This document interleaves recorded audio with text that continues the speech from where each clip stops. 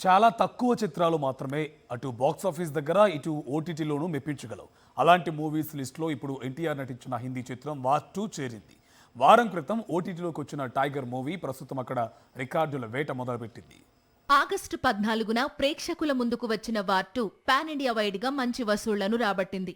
Box office దగ్గర 350 కోట్లు దాటింది.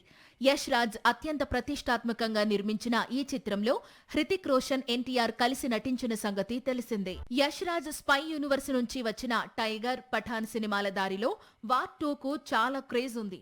అందుకే ప్రస్తుతం ఈ సినిమా ఓటీటీలో దుమ్మురేపుతోంది. స్ట్రీమింగ్ స్టార్ట్ అయిన కొద్ది రోజుల్లోనే 3.5 మిలియన్ల వ్యూస్ అంటే చిన్న విషయం కాదు అంటున్నారు టైగర్ ఫ్యాన్స్. ఇదంతా కూడా నార్త్ సైడ్ ఎన్టీఆర్ యాక్టింగ్ కు ఆదరణ చూపిస్తుండడం వల్లే జరుగుతోందని వారు చెప్పుకొస్తున్నారు. హృతిక్ విలన్ గా ఎన్టీఆర్ నటించిన తీరు ప్రస్తుతం ఓటీటీ ప్రేక్షకులను సైతం అబ్బురపరుస్తోంది. అయాన్ ముఖర్జీ డైరెక్ట్ చేసిన వార్ 2 చిత్రానికి భవిష్యత్తులో మరో సీక్వెల్ వచ్చే అవకాశాలు ఉన్నాయి. ఎన్టీఆర్ పాత్రను నేపథ్యంగా చేసుకుని పూర్తి స్థాయిలో యష్ రాజ్ ఓ స్పై మూవీ ప్లాన్ చేస్తున్నట్లు గతంలోనే ప్రచారం సాగింది.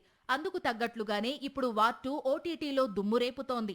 గత వారం ఇండియాలో ఓటీటీలో ఎక్కువ మంది చూసిన చిత్రంగా వార్ 2 రికార్డుల్లోకెక్కింది.